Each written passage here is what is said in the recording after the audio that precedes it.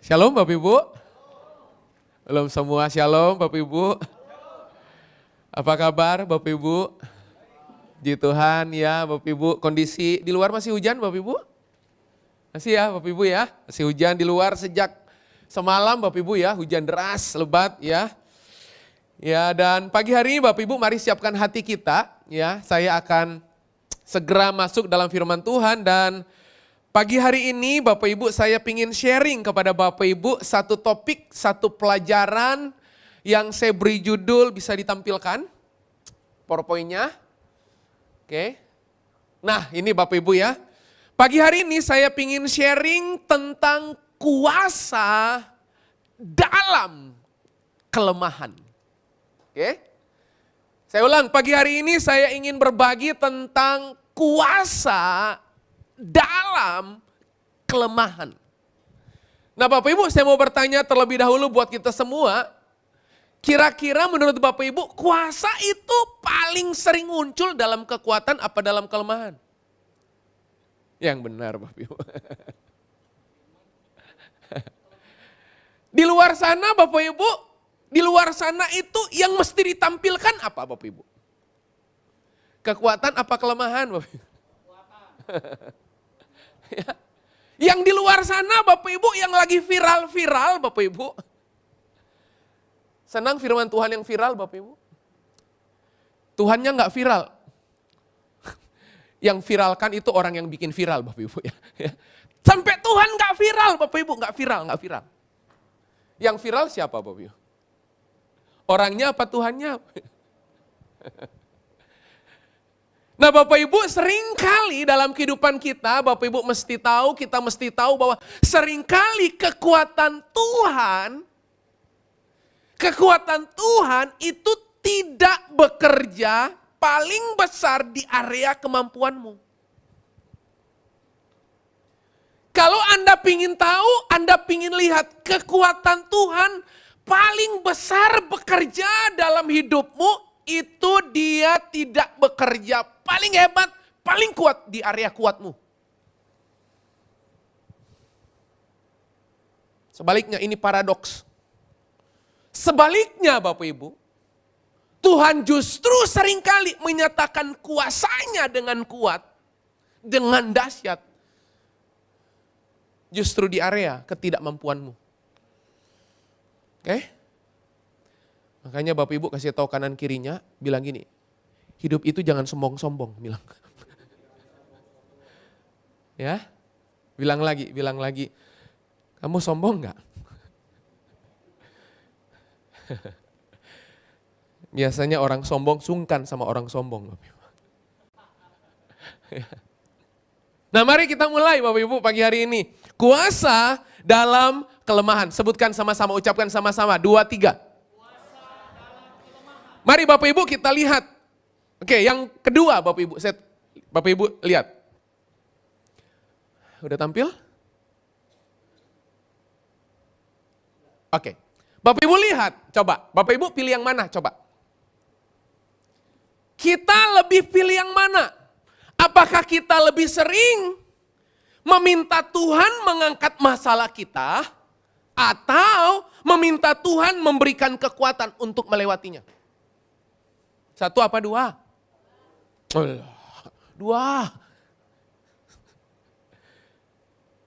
Bapak Ibu kalau punya masalah, Bapak Ibu saudara kalau punya pergumulan, saudara punya problematika kehidupan yang gak kunjung usai,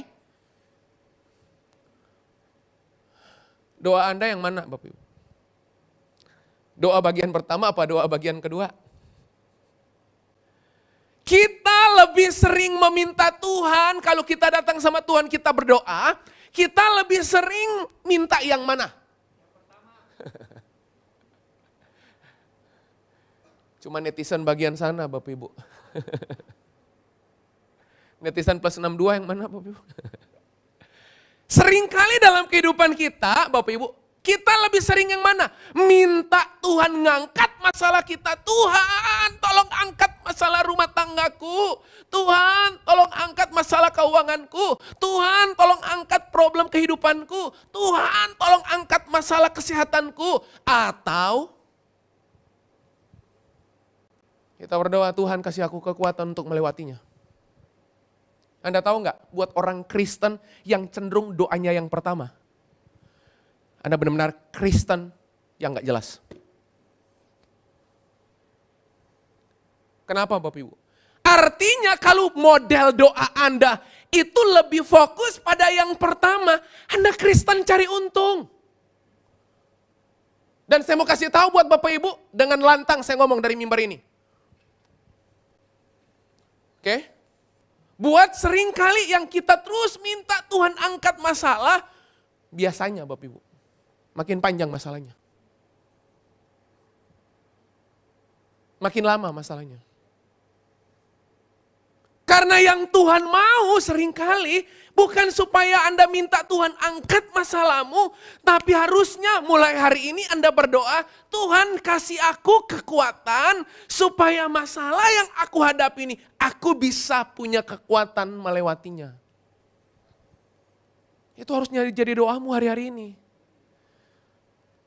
Saya ketemu loh orang Kristen yang udah Kristen lahir baru 30 tahun.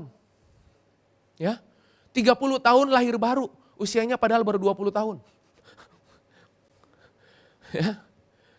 Lahir barunya sejak masa lalu Bapak Ibu. Udah 30 tahun jadi Kristen Bapak Ibu, setiap kali ngalami persoalan, setiap kali ngalami problem, selalu doa yang dia ucapkan apa? Tuhan tolong angkat masalah ini. Bapak Ibu dengar baik-baik, mulai pagi hari ini mari bergeser. Oke, mari bergeser, bukan minta Tuhan angkat masalahmu. Tapi harusnya Anda mulai berdoa, Tuhan kasih aku kekuatan untuk melewatinya. Bapak Ibu percaya bahwa Tuhan turut bekerja mendatangkan kebaikan? Lah terus kenapa minta diangkat-angkat? Halo? Coba, pernah berdoa, Tuhan angkat berkatku. Ada? Tiba-tiba Tuhan berkati Anda, terus Anda nggak rela, Anda nggak terima karena Tuhan berkati Anda. Tuhan mulai hari ini tolong angkat berkatku yang 1T itu. Angkat dan buang ke laut, biur, ada. Aneh. Nah mari kita lihat Bapak Ibu, ada satu kisah di Alkitab. Ini satu kisah di Alkitab, ini Rasul Sakti. Hebat ini. Ya. Ini rasul hebat yang menulis separuh kitab perjanjian baru. Ini rasul yang bukan bagian dari 12 murid Yesus. Tapi separuh isi perjanjian baru dia yang nulis Bapak Ibu. Ini rasul hebat. Tapi Anda tahu gak, sehebat-hebatnya dia. Tiba-tiba ada sesuatu yang Tuhan izinkan terjadi dalam hidupnya. Bahkan Anda tahu gak, Tuhan izinkan terjadi sesuatu dalam hidupnya, Tuhan gak pernah angkat sampai hari matinya. Halo? Saya ulang ya Bapak Ibu ya. Dia melayani Tuhan sungguh-sungguh. Beritakan Injil. Oke? Mengerjakan apa saja buat kepentingan dan keuntungan Tuhan. Anda tahu gak? Tuhan itu izinkan sesuatu yang buruk terjadi dalam hidupnya. Dia bawa itu sampai hari matinya. Bapak Ibu, mari kita lihat ayatnya. Anda lihat, di kitab 2 Korintus pasal 12 ayat yang ke-7. Oke, 2 Korintus pasal 12 ayat ke-7. Bapak Ibu tolong baca bersama-sama. 2, 3. Dan supaya aku jangan meninggikan diri karena penyataan-penyataan yang luar biasa itu. Sampai situ dulu. Loh Bapak Ibu, kalau Anda baca di ayat sebelumnya Bapak Ibu, ayat di atasnya. Gila, Pak Bu tahu nggak? Itu Tuhan itu sertai pelayanannya. Pelayanannya berkembang, pelayanannya berdampak, pelayanannya meluas Bapak Ibu. Tapi begitu ayat ke-7, Rasul ini berkata, dan supaya aku jangan meninggikan diri karena penyataan-penyataan yang luar biasa itu, maka aku, apa? Pakai kata apa? Aku? Bapak Ibu tahu arti diberi? Anda order enggak? Diberi apa? Ada yang punya ayat favorit ini? Maka aku diberi suatu duri di dalam dagingku. Loh Bapak Ibu tolong garis bawahi kata diberi. Diberi. Bahkan di situ ditulis. Diberi suatu duri di dalam dagingku, yaitu seorang utusan iblis untuk menggocok aku, supaya aku jangan meninggikan diri. Loh, kalau Anda jadi Tuhan, kalau Anda posisi jadi Tuhan, kira-kira Anda singkirkan gak? Singkirkan dong, supaya pelayanan Paulus, sang rasul hebat ini, makin berdampak, makin berkembang, gak ada batas, gak ada persoalan.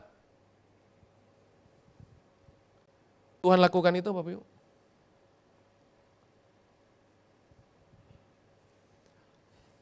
Ya. Dia akan menjawab doamu yang bukan berdasarkan apa yang Anda mau. Di ayat ini jelas Bapak Ibu, aku diberi. Bapak Ibu tahu maksudnya aku diberi, ini fakta pertama kelemahan Paulus Bapak Ibu lihat. Anda lihat fakta yang pertama ini Bapak Ibu. Nih, di ayat yang ketujuh Bapak Ibu lihat, ayat yang ketujuh menulis Bapak Ibu lihat, diberi duri dalam daging. Diberi duri. Duri itu apa Bapak Ibu? Duri itu penyakit fisik, diduga penyakit fisik sampai hari matinya. Gak sembuh. Harusnya ikut Tuhan gimana Bapak Ibu? Harusnya sembuh ya? Sembuh gak? Harusnya kalau udah khotbah di mana-mana, pelayanan di mana-mana. Dikit-dikit migrain, dikit-dikit migrain misalnya. Sampai hari matinya migrain loh Bapak Ibu. Bapak Ibu tahu nggak? Diberi duri dalam daging, arti duri di situ apa? Penyakit fisik, pergumulan batin, situasi yang tidak berubah. Itu duri dalam dagingmu hari ini. Beberapa dari Anda pagi hari ini, dengar baik-baik. Besar kemungkinan yang Anda harapkan Tuhan angkat. Maafkan saya Bapak Ibu. Beberapa dari Anda, besar kemungkinan Tuhan gak angkat sampai hari matimu. Gak usah bilang amin Bapak Ibu. Saya hanya mau menyiapkan diri Anda. Udah doa. Bapak Ibu tahu gak? Di situ saya tulis duri itu diberikan kepada Paulus. Karena ayat di atasnya berkata apa? Aku diberi. Nah duri dalam daging ini, dalam hal ini penyakit fisik, pergumulan batin, situasi yang gak berubah. Berarti kalau sampai ada kalimat aku diberi, itu artinya ada yang izinkan, ada yang ngasih. Berarti bukan kebetulan. Aku diberi duri dalam daging berarti bukan kegagalan iman. Nah, ini pasti tabur tuai. Gila. Orang Kristen masih suka ngucapin kayak gitu. Pak, saya ngalami ini karena tabur tuai. Ada melecehkan karya Kristus di atas kayu salib. Oke? Pak, ini hukuman dari Tuhan. Loh, Paulus itu Pak, Bu dengar baik-baik. Dia ngalami duri dalam daging, itu bukan hukuman. Jangan dikit-dikit Bapak Ibu ngalami hal yang buruk, Tuhan izinkan dikit-dikit bilang apa? Ini hukuman dari Tuhan. Ini karena iman saya gak bertumbuh, ini kegagalan iman saya. No. Amin, Bapak Ibu paham sampai bagian ini? Jadi seringkali diberi duri dalam daging itu apa Pak Bu? Bukan kegagalan imanmu, bukan. Gagal apanya Paulus melayani Tuhan sungguh-sungguh. Bukan hukuman, bukan Bapak Ibu, bukan. Bukan kegagalan iman, bukan hukuman, bukan kebetulan, berarti Tuhan sedang taruh dengan suatu maksud. Dan Tuhan taruh dengan suatu maksud itu sekali lagi sampai hari matinya. Duri dalam daging itu gak selesai. Tuhan tetap dimuliakan. Apalagi Bapak Ibu, lihat. Yang berikutnya. Fakta yang kedua Bapak Ibu lihat. 2 Korintus 12 ayat ke-8. Tentang hal itu, tadi ayat 7, sekarang ayat 8. Tentang hal itu aku sudah berapa kali berdoa? Aku sudah 3 kali berseru kepada Tuhan supaya utusan iblis itu mundur daripadaku. Berapa kali dia doa? Bapak Ibu jangan bilang ini, pantas pastor, Paulus 3 kali, saya 30 kali. Ini bukan banyak-banyakan Bapak Ibu, bukan. 3 kali di situ Bapak Ibu. Tahu nggak apa maksudnya Bapak Ibu? Anda lihat di depan, 3 kali di situ punya maksud apa? 3 kali Paulus berdoa, memohon kepada Tuhan, minta sama Tuhan. Maksudnya 3 kali itu apa? Artinya, berarti yang dia minta, yang dia doakan itu permohonan yang serius. Halo Bapak Ibu. Permohonan yang serius. Apalagi Bapak Ibu, 3 kali itu memohon 3 kali itu berarti gini. Angka 3 kali itu berarti gini, berulang. Angka 3 kali itu berarti benar-benar ingin lepas. Benar-benar supaya duri dalam daging ini Tuhan angkat. Duri dalam daging ini Tuhan lepasin.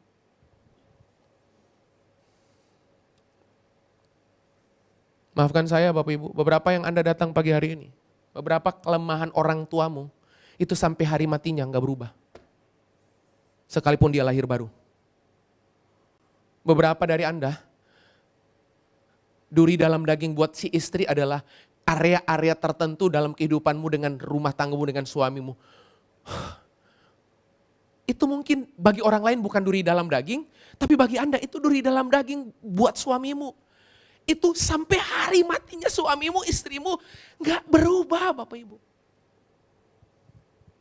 Sampai hari matinya mertuamu gak berubah. Masa ganti mertua Bapak Ibu? Halo?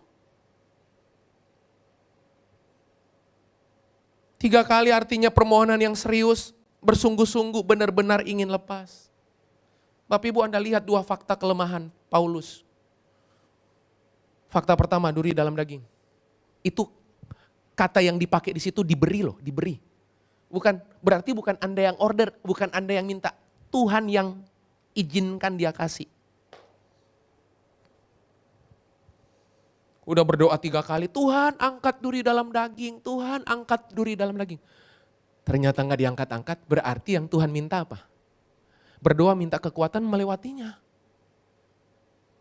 Amin Bapak Ibu. Amin Bapak Ibu. Nah sekarang kita lihat. Paulus udah doa 3 kali. Sekarang, apa jawaban Tuhan terhadap kelemahan Paulus? Berapa banyak Bapak Ibu punya kelemahan? Angkat tangan. Punya Bapak Ibu? Ya, punya ya. Nah sekarang kita lihat apa jawaban Tuhan terhadap kelemahan Paulus. Kita lihat ayatnya Bapak Ibu. Udah doa 3 kali, ya. Udah doa 3 kali sama Tuhan, doa 3 kali, doa 3 kali. Bapak Ibu lihat apa jawaban Tuhan. Bapak Ibu lihat apa jawaban Tuhan? Tetapi jawab Tuhan kepadaku, tenang. Masalahmu nanti aku yang angkat. Gitu jawaban Tuhan? Tenang. Ya. Enggak ada jawaban itu, Ibu. Jawaban Tuhan kepadaku, cukuplah kasih karuniaku bagimu. Sebab justru dalam kelemahanlah kuasaku menjadi sempurna. Bapak Ibu lihat gak? Cara pandang POV-nya Paulus itu jadi beda. Beda Bapak Ibu. Awalnya minta, doa 3 kali. Sampai satu titik. Dia dengar Tuhan jawab. Cukuplah kasih karuniaku kepadamu. Sebab justru dalam kelemahanlah kuasaku menjadi sempurna. Anda tahu nggak kapan kuasa Tuhan jadi sempurna?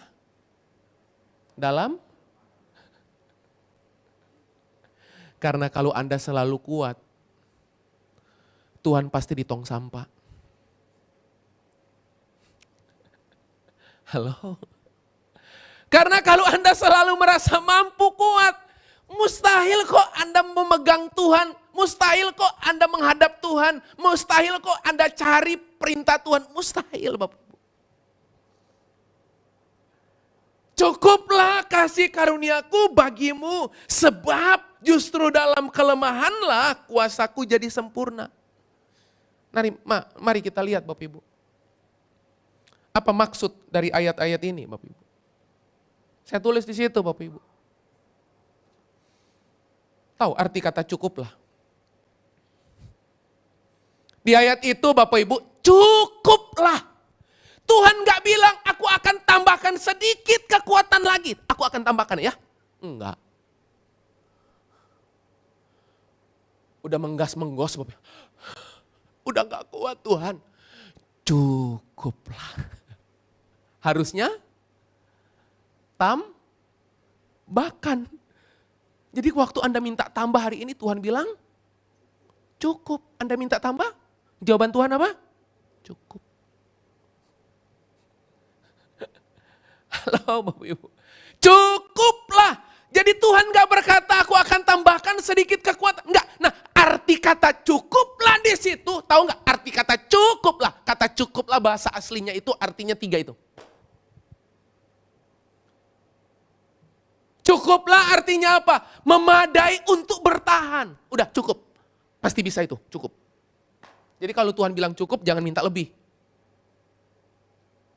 Begitu Anda minta lebih, malah gak cukup. Saya ulang ya. Begitu Tuhan bilang cukup, jangan coba-coba minta lebih. Karena begitu lebih, pasti gak cukup.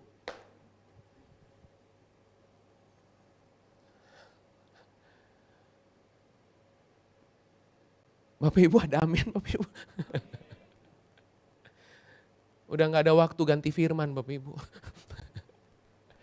Jadi kalau Bapak Ibu minta tambah, terus Tuhan bilang cukup, jangan minta tambah.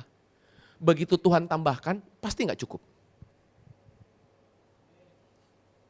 Tapi begitu Tuhan bilang cukup, gak akan tambah, memang cukup. Jangan dibalik ya Bapak Ibu ya. Oh berarti kalau gitu minta cukup aja, nanti Tuhan kasih tambahannya. Tahu?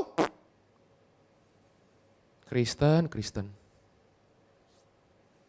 Halo Bapak Ibu. Artinya apa? Gak kurang, gak perlu ditambah karena memang memadai. Mencukupi kebutuhan secara penuh. Tuh, itu arti cukup. Jadi waktu Tuhan bilang, Paulus, aku ngerti penderitaanmu. Tapi sorry ya, aku gak akan angkat penderitaan itu. Tapi cukuplah kasih karuniaku kepadamu. Kata cukup itu di situ. Masalahnya bukan kurangnya anugerah, bukan. Masalahnya adalah kurangnya kesadaran akan anugerah yang cukup tadi. Bapak Ibu saya tanya, Bapak Ibu kalau dikasih pilihan mau cukup apa mau lebih? Lebih Pak supaya ada cadangan. Kan tahu Kristen cadangan? Maunya lebih Pak biar ada cadangan. Anda tahu nggak? Anda makin kurang. Begitu Tuhan bilang ini cukup, nggak ada lebihnya, nggak ada cadangannya. Cukup benar-benar disertai Tuhan. Amin Bapak Ibu. Nah apa arti kasih karunia di situ? Kasih karunia itu bukan pengampunan dosa karena dosa masa lalunya Paulus. Bukan. Tuh kapok kamu duri dalam daging. Bukan. Kasih karunia di situ apa? Cukuplah kasih karuniaku bagimu. Arti kasih karuniaku di situ apa? Aku sertai kamu sekalipun cukup, aku menyertai. Daripada lebih, aku gak sertai.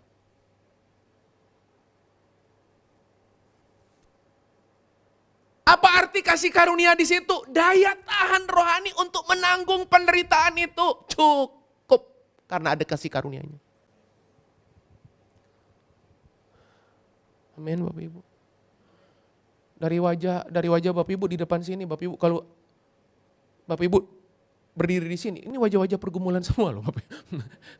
Wajah penuh derita, ya, penuh pergumulan gitu. Jawaban Tuhan apa? Cukup.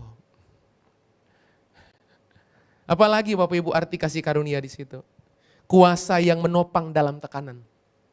Makin ditekan, makin ditopang. Coba, kalau kita makin ditekan, makin menekan.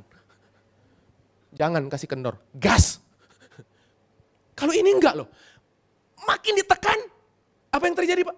Makin ditopang, makin dipencet, makin ditopang, makin dipressure, makin ditopang. Keren loh, kasih karunia itu model kayak gitu. Lah Anda belum ditekan kok, udah minta lebih. Sementara Paulus ditekan minta cukup.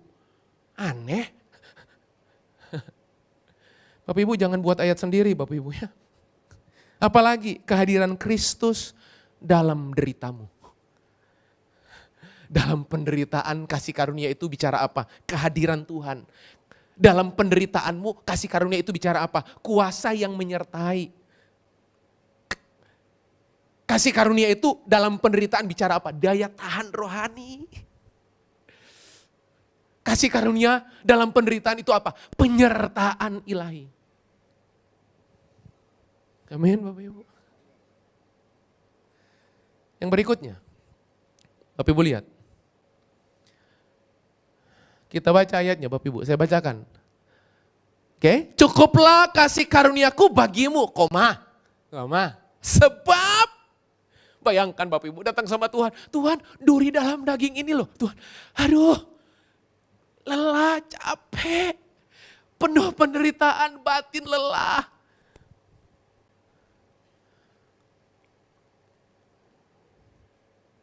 Sebab justru dalam kelemahanlah kuasaku menjadi sempurna. Oke? Bapak Ibu tahu enggak? Kuasa Tuhan justru bekerja sempurna dalam kelemahan. Berarti ini jenis kelemahan yang Tuhan izinkan Anda pikul. Pergumulan doamu yang sampai hari ini enggak dijawab, itu jenis duri dalam daging.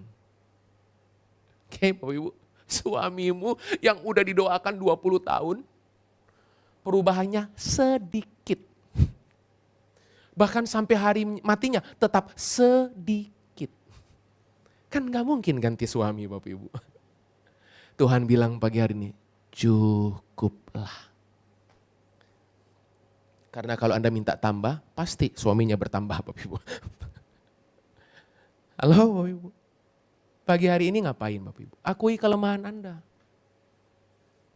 Belajar akui kelemahan Anda. Lihat, semakin kita sadar bahwa kita tidak mampu, semakin Tuhan menyatakan kemampuannya. Saya ulang ya, Anda pingin melihat Tuhan menyatakan kemampuannya, justru waktu dia lihat Anda gak mampu. Begitu Anda mampu, dia seakan-akan gak mampu. Oke, coba yang mampu-mampu, coba. Yang mampu-mampu. Tuh, lihat. Orang yang merasa mampu, berbisnis mampu. Kondisi landscape bisnis yang berantakan ini, wah lagi perang di mana-mana, mampu. Tuh lihat, begitu Anda mampu. Tuhan maaf ya, tanda kutip, mendadak Tuhan gak mampu, karena Anda mampu. Kapan Anda akan melihat kemampuan Tuhan bekerja dengan kuat di dalam Anda, dengan sempurna? Kapan? Waktu Anda dalam kelemahan. Sekarang, saya mau tutup Bapak Ibu. Apa respon Paulus? Pemain keyboard bisa bantu saya. Apa respon Paulus? Bapak Ibu lihat. Bapak Ibu kalau dengar jawabannya Tuhan kayak gitu, kira-kira jawabannya Bapak Ibu apa coba? Jawabannya Tuhan Bapak Ibu harapkan apa? Cukuplah kasih karuniaku bagimu ya. Karena justru dalam kelemahanmu kuasaku sempurna. Bapak Ibu begitu dengar jawaban itu, jawaban Bapak Ibu apa? Tidak, gitu kan. Apa jawaban Bapak Ibu coba? Saya berdoa pagi hari ini. Anda mencontek jawabannya Paulus. Saya ulang ya. Sampai hari matinya, penderitaan Paulus nggak selesai. Menderita. Tetap ikut Tuhan. Halo? Bapak Ibu masih mau ikut Tuhan walaupun menderita? Jangan cepat-cepat jawab. Ha-ha. Pokoknya kalau udah jawab ha-ha, itu di atasnya amin.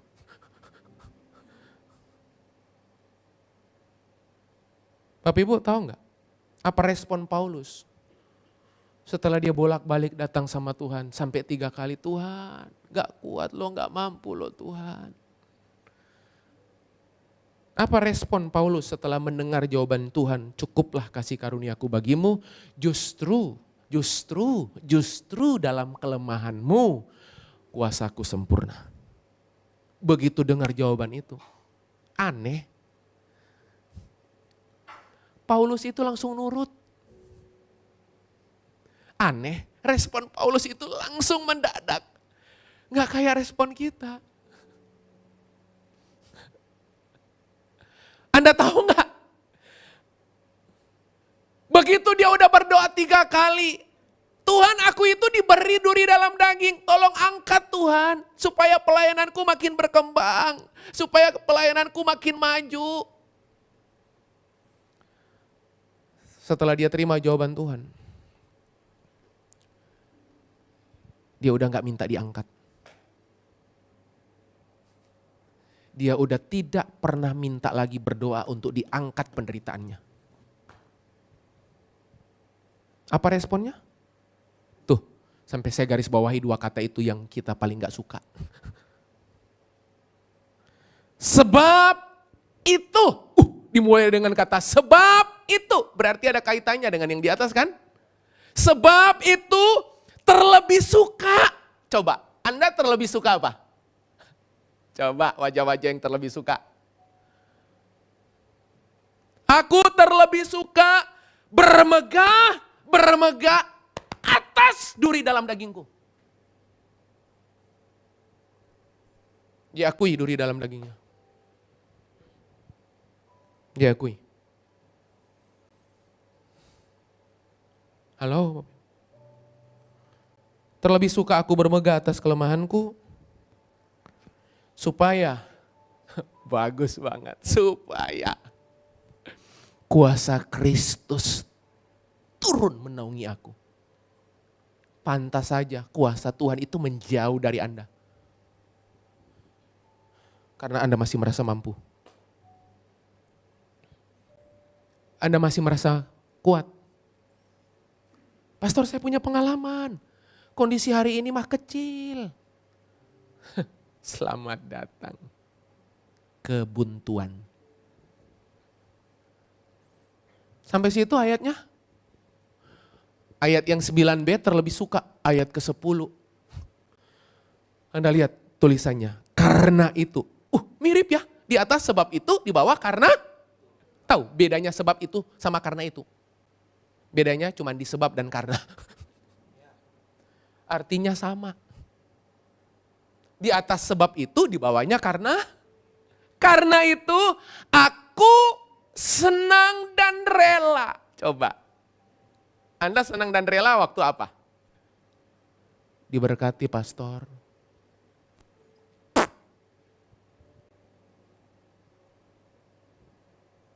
Saya bukan anti berkat. No. Bukan. Bukan. Saya percaya berkat datang dari Tuhan. Saya percaya ada kelimpahan. Tapi Anda juga mesti percaya ayat ini. Karena itu aku rela, aku senang dan rela. Sampai di dalamnya 5 kali. Coba, di dalam? Apa? Kelemahan. Di dalam? Lemah gak apa-apa, asal jangan disiksa. Di dalam pertama, kelemahan. Yang kedua, yang ketiga, yang keempat, yang kelima, kesesakan. Oleh karena Kristus, dia tutup dengan kalimat ini. Jika aku lemah, maka aku kuat. Itu rumus Tuhan. Itu rumus Tuhan. Jika aku lemah, maka aku kuat. Kelemahan bukan sebagai musuh, tetapi sebagai wadah kemuliaan. Amin Bapak Ibu. Sama Bapak Ibu. Sering pelayanan sama-sama Bapak Ibu. Mau khotbah, mau di mimbar. Coba, selalu suka ngomong ini. Tolong backup saya ya. Itu roh kerendahan hati model kayak gitu. Ibadahmu beda. Kalau mau maju aja dari tempat duduk itu di sampingnya Pastor Santo itu mau maju. Gak mampu loh Tuhan. Yang bikin materi itu saya. Yang pelajari saya. Yang ngetik, yang buat PPT-nya saya. Harusnya saya bisa khotbah enggak? Tapi saya bergantung penuh. Gak bisa kalau Tuhan gak tolong. Bisnis ini gak jalan kalau Tuhan gak sertai. Bisnis ini, udah 20 tahun bisnis ini, bakal sepanjang hidup, sepanjang masa. Siapa bilang dalam tempo singkat bisa hilang kalau Anda gak bergantung. Oh perusahaanku ini kuat kok pastor. Tenang, ini masa depan saya. Hati-hati. Gak ada yang kekal hari ini, cuman kebenarannya yang kekal. Amin Bapak Ibu. Kalimat penutup. Rekan-rekan pemain musik worshiper bisa bantu. Bapak Ibu lihat, baca sama-sama. Lemah tapi bergantung. Alkitab bilang lemah tapi bergantung. Jadinya kuat. Jadi tahu definisi kuat di Alkitab. Saya lemah tapi saya bergantung. Kuat itu. Kalau dunia, lemah bergantung, tanda gak mampu. Benar gak Bapak Ibu? Ada peribahasa gitu kan? Lemah gak mampu, lemah bergantung, tanda gak mampu. Tuhan beda. Saya lemah, saya bergantung sama Tuhan. Kuat. Sebaliknya, kuat tanpa Tuhan, rapuh. Amin Bapak Ibu. Kuat, saya kuat kok. Bisnis ini udah running kok. Runningnya berapa lama? 30 tahun. Mustahil pastor, mustahil. Gila. Ada bisnis-bisnis yang dulu jauh lebih langgeng dari bisnis Anda. Tumbang kok hari ini. Masa Covid telah membuktikannya bukan? Malah yang biasa-biasa, mekar. Kenapa Bapak Ibu? Tuhan lagi mau tunjukkan. Orang yang bergantung pada kemampuannya, tumbang. Sementara orang lemah tapi bergantung sama Tuhan. Gila, kok makin lama makin kuat. Amin. Bapak Ibu tahu ayat Amsal pasal 3 berkata apa? Percayalah kepada Tuhan. Dan jangan bersandar pada pengertianmu. Anda tahu nggak? Yang salah itu bukan pengertianmu. Yang salah itu bersandar sama pengertianmu. Saya kasih contoh ya. Pak Erik bisa maju? Bapak Ibu tahu nggak? Bersandar sama pengertian. Pengertian itu kalau ini pengertian ini nggak salah. Nggak salah Bapak Ibu. Bersandar sama pengertian, itu yang salah. Karena Tuhan minta kita bersandar sama siapa? Anda tahu nggak arti bersandar? Berarti yang nopang saya siapa? Pak Erik, tahan ya Pak. Buka tangannya gitu. Kan bersandar, tenang ada Pak Erik. Tenang ada Pak Erik. Tenang. Bersandar. Nih, bersandar. Berarti yang jadi Tuhan siapa? Sandaranmu kan? Sandaranmu apa? Pengalamanmu kan? Sandaranmu apa? Otakmu. Sandaranmu apa? Pengertianmu. Tamatlah riwayatmu Pak Bu. Maafkan saya. Saya ingin giring Anda bergantung penuh sama Tuhan. Amin. Tuh lihat, bersandar. Tuh. Aman Pak, bisnis saya aman, 30 tahun. Pak Erik itu di belakang saya 30 tahun telah menopang saya 30 tahun nih. Nyaman nggak? Nyaman nggak? Bergantung sama Tuhan nggak? Bergantung sama Tuhan nggak? Bergantung sama siapa? Pengertian. Nah, lihat. Sampai saya dorong ke belakang, Pak Erik dorong saya ke depan loh. Lihat. Saya nggak minta dia dorong loh, dia dorong saya loh. Seringkali pengertian itu seakan-akan bawa Anda maju. Tapi nggak akan pernah bawa Anda benar. Saya ulang ya, pengertian seringkali kelihatannya bawa Anda maju. Tapi pengertian nggak akan selalu bawa Anda benar. Ibadah yang kedua saya akan sharing tentang permission is not God's approval. Dapat izin dari Tuhan, itu tidak sama dengan dapat persetujuan dari Tuhan. Itu masalahnya orang Kristen hari ini. Makanya gak menang-menang. Amin Bapak Ibu. Oke. Bangkit berdiri Bapak Ibu. Oke. Berapa banyak Bapak Ibu percaya pagi hari ini, kasih karunia Tuhan cukup, amin. Amin Bapak Ibu. Kalau dia bilang cukup, jangan minta tambah ya. Nanti kalau Anda minta tambah, dia bilang nanti enggak cukup. Tapi kalau dia bilang cukup berarti memadai. Jangan lagi minta tambah, jangan. Pasti nanti enggak cukup. Kenapa? Karena spiritmu itu udah salah. Amin Bapak Ibu.